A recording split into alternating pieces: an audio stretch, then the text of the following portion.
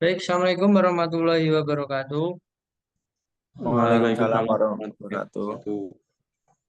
wabarakatuh. Izin memperkenalkan diri kami dari kelompok satu mata kuliah perawatan cedera olahraga. Pada kesempatan kali ini akan membawakan judul yaitu pendekatan tim dalam penanganan cedera olahraga. Kami beranggotakan 5 orang. Ada saya sendiri Budi Kurniawan. Selanjutnya ada Mas Windy Bagus Maradina, ada Mas Ahmad Galih Saputra. Selanjutnya ada Mas Saifullah Ikhwan dan ada Mas Brian. Untuk poin pertama yaitu pendahuluan penanganan cedera olahraga dengan pendekatan tim melibatkan kolaborasi berbagai profesional yang memiliki keahlian di bidang masing-masing untuk memberikan perawatan yang komprehensif. Pendekatan ini penting karena cedera olahraga tidak hanya berdampak pada fisik, tetapi juga pada aspek mental emosional atlet. Selanjutnya ada elemen penting dalam penanganan tim. Tim multidisiplin, ada evaluasi dan diagnosis, ada perencanaan rehabilitasi terintegrasi, ada dukungan mental dan psikologis, dan ada keterlibatan atlet. Pada poin tim multidisiplin, anggota tim terdiri dari pelatih, fisioterapis, dokter olahraga, ahli gizi, dan psikolog. Kerjasama antara semua profesi ini membantu dalam merancang rencana pemulihan yang efektif dan menyeluruh. Menurut Barn Rosenhoff 2019. Selanjutnya ada evaluasi dan diagnosis. Proses awal mencakup penilaian menyeluruh untuk menentukan jenis dan tingkatan cedera. Ini memungkinkan tim untuk menetapkan rencana pemulihan yang tepat. Selanjutnya presentasi akan dilanjutkan Mas Galih. Selanjutnya, rencana rehabilitas integrasi. Rencana rehabilitas melibatkan latihan spesifik terapi fisik dan pemantauan kemajuan atlet. Setiap anggota tim berkontribusi sesuai keahlian merusak. Kumar et al. 2021. Dukungan mental dan psikologis. Cedera dapat menyebabkan stres dan kecemasan. Oleh karena itu, dukungan dari psikolog olahraga sangat penting untuk membantu atlet mengatasi tantangan mental selama pemulihan. Gotabarge et al. 2019.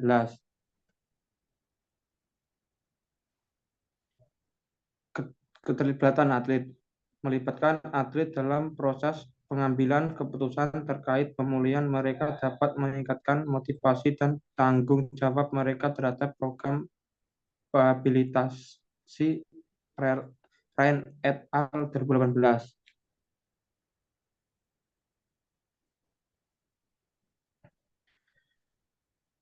Dokter spesialis kedokteran olahraga. Tugas dokter spesialis kedokteran olahraga bertanggung jawab untuk mendiagnosis cedera, menentukan derajat keparahan, dan menetapkan rencana perawatan. Mereka biasanya terlatih dalam mendiagnosis dan mengelola cedera muskuloskeletal yang umum terjadi pada atlet. Perkembangan dalam beberapa tahun terakhir terjadi peningkatan fokus pada pengelolaan cedera dengan pendekatan berbasis bukti, di mana teknologi pencitraan seperti MRI dan CT scan menjadi standar untuk mendeteksi cedera yang lebih kompleks. Pola 2016.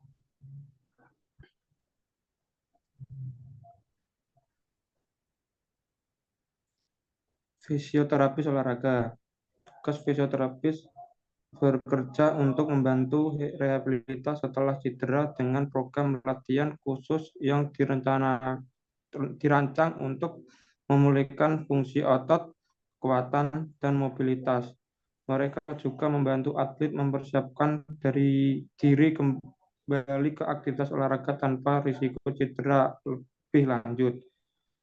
Perkembangan teknologi pemulihan seperti terapi laser, ultrasound terapi, dan elektrostimulasi otot semakin banyak digunakan pada dekade ini, serta penggunaan telerehabilitas untuk mendukung atlet yang tidak bisa datang langsung ke fasilitas medis.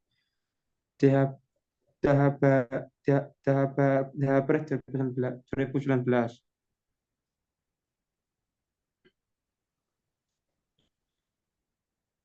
Ahli gizi olahraga.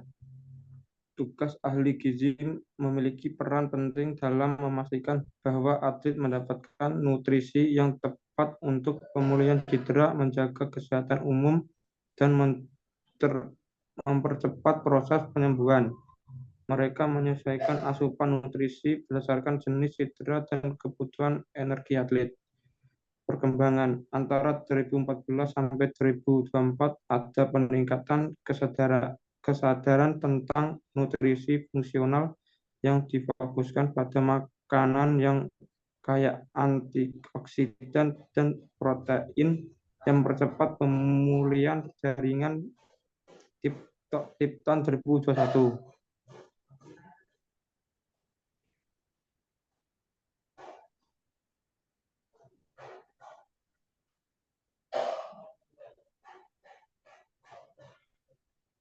Psikologi olahraga.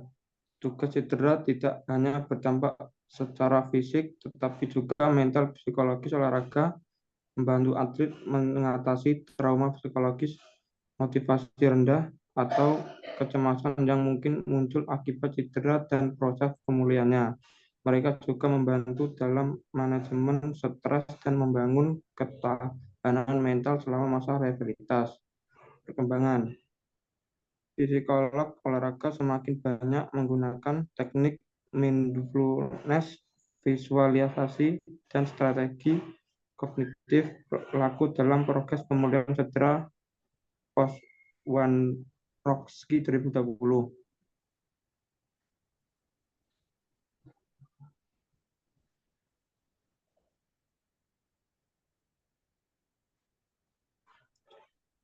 Psikolog olahraga. Tugas cedera tidak hanya berdampak secara fisik, tetapi juga mental. Psikolog olahraga membantu atlet mengatasi trauma psikologis, motivasi rendah, atau kecemasan yang mungkin muncul akibat cedera dan proses pemulihannya. Mereka juga membantu dalam manajemen stres dan membangun ketahanan mental selama masa rehabilitasi.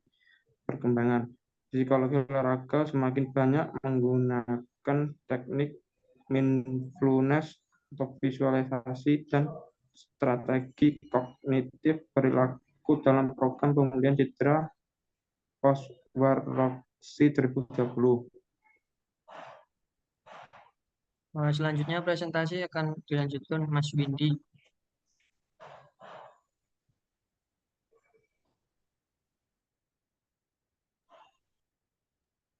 Baik, makasih Mas Pramono. Selanjutnya, pelatih fisik dan kekuatan. Tugas setelah cedera, pelatih fisik bekerja sama dengan fisioterapis dan dokter untuk mengembangkan program latihan yang membantu mengembalikan kekuatan otot dan ketahanan.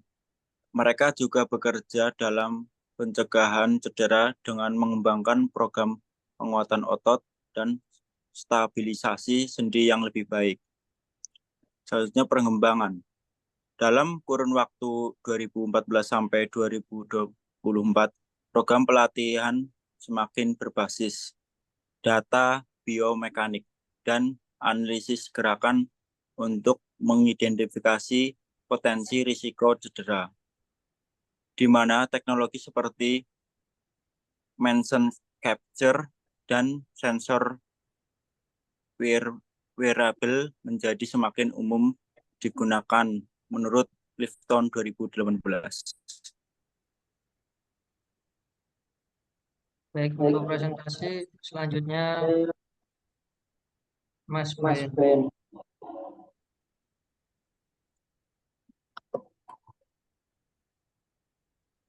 Oke, terima kasih Mas Pramono. Ahli pijat terapi olahraga. Tugas terapis pijat membantu dalam proses pemulihan dengan meredakan ketegangan otot, meningkatkan sirkulasi, dan mempercepat penyembuhan jaringan. Mereka sering bekerja sama dengan fisioterapis untuk memastikan pemulihan perkembangan. Penggunaan teknik-teknik baru seperti terapi myofascial release dan pijat jaringan dalam telah menunjukkan hasil yang lebih efektif dalam manajemen cedera kronis maupun akut. Broket 2017. Selanjutnya akan dilanjutkan Mas Iwan. Baik, terima kasih. Untuk daftar pustaka, Bar R. N. Krossung T. 2019, Understanding Injury Mechanism, a key component of preventing injuries in sport, with Journal of Sport Medicine 53-15-908-909. Gutenberg V. et al. 2019, The Mental Health of Current and Former Elite Athletes, a Systematic Review, Sport Medicine 49 1411 sampai 1435. Heglund M. et al. 2017, Injury Prevention in Youth Sport, a Systematic Review, Sport Medication 477 1235 sampai 1251. Kumar P. et al. 2021, Rehabilitation of Sport Injuries, and overview of approaches and technique quiz, Journal of Athletic Training 563-251 sampai 260. MC Chal A. et al. 2020, Injury Risk Assessment in Sport, System Review Sport Medicine 50 4733 sampai 757.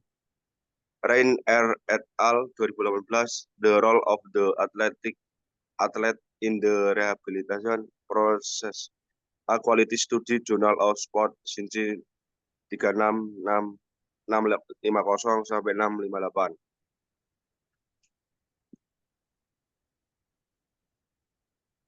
Terima kasih.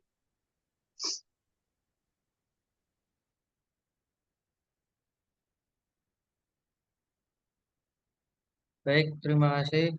Sekian presentasi dari kelompok 1. Mungkin dari teman-teman ada yang belum paham.